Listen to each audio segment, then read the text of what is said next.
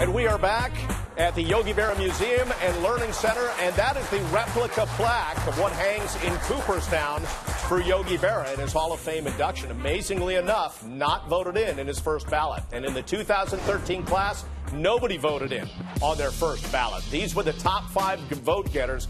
Number 1 on the list was Craig Biggio with 68.2% of the vote. Mike Piazza getting 57.8%. And as you take a look at the next 5, well, that's where a big subject comes in. Numbers 3 and 4 on that list, Clemens and Bonds. Roger Clemens getting 37.6% of the vote, Barry Bonds 36.2%. And, Jack, this was the first year that the steroid era came into play. A lot of great names on that list, but those guys not getting better than 40% of the vote. No, and there's no doubt, Bob, that the voters sent a message to these players that the steroid era was something that they weren't going to overlook. There were some voters who said, I'm voting in the best players. I don't care about anything. I don't know who did what, when. I'm going based strictly on stats. And we see those stats right there, and they're unbelievable. I know, in having covered baseball for over 20 years, Bonds is probably the best player I ever covered.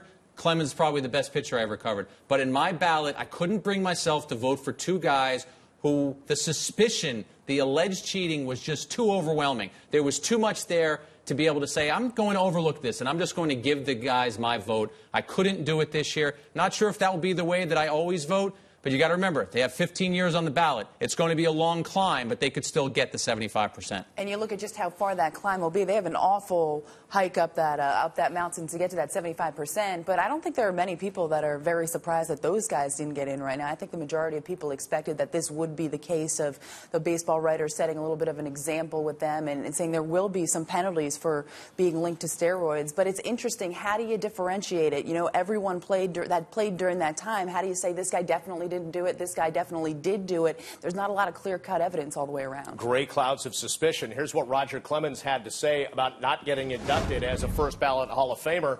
After what has been written and said over the last few years, I'm not overly surprised. Thanks to all the teams I worked with and to fans and friends for all the support over the last few years. So, Flash, I think players are just sort of coming to terms that this is the way it's going to be, at least for now. Well, for now it's going to be this way. And, you know, I was lucky enough to catch Roger Clemens my rookie year in 1992 at the Red Sox and then caught him in 03 with the Yankees. And the one thing I will say, whatever he did off the field, he was a fantastic competitor who obviously was at the top of his game, but he was also the only pitcher, the best pitcher I'd ever seen at understanding that pitcher-catcher relationship. So as an ex-teammate, I'm disappointed for him that he's not in. I think eventually he'll probably get there, but he made his decisions. They were linked to PEDs, and obviously it came back for him and Bonds. You know, some people have talked about whether the voting pool should go beyond the baseball writers. Let me just ask you this. As a former player, would you want to vote? Would you want that pressure? I would not. And I give Jack a hard time a lot on how the writers voted and haven't voted. But the one thing that I will tell you, talking to all the writers who have a vote,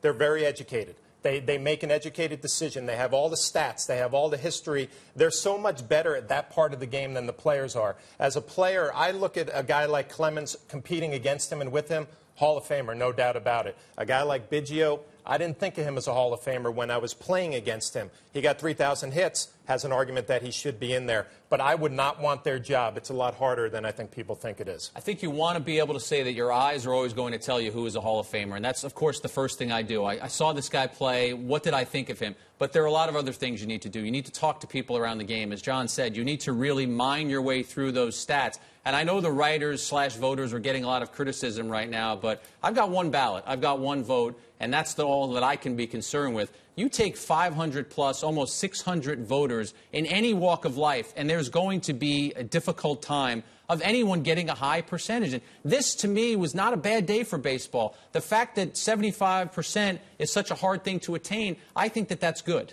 What's interesting to me is the fact that Major League Baseball knew a lot of this was going on at the time when these guys were playing, and they really didn't do too much at that time to police it. So now, after the fact, for the baseball writers to then police it, you can kind of take that stance and say, well, Major League Baseball was kind of okay with this. Not okay with it, but they kind of turned the other way and say, now why are we the ones policing it? That would be my only argument in the other direction. Let's take a look at a couple quotes back-to-back from the heads of both Major League Baseball and the Players Union. We'll start with Major League Baseball Commissioner Bud Selig. Bill Shaken from the LA Times getting this quote. He filed this via Twitter. The idea that this somehow diminishes the Hall of Fame or baseball is ridiculous. And then from Michael Weiner, the head of the Players Association, To ignore the historic accomplishments of Barry Bonds and Roger Clemens, for example, is hard to justify.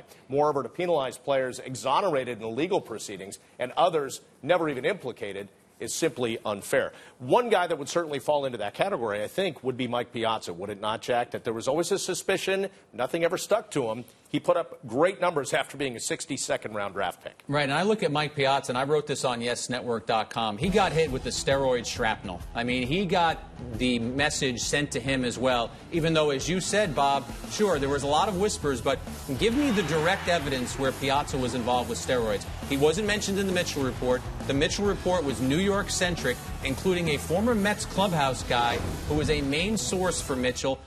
Something should have stuck to Piazza at some point, and it didn't. So I think Piazza was a guy who was hurt. But one thing we should notice, and I'm holding the ballot here right now because this is something that we all take very seriously, all of us who have this ballot.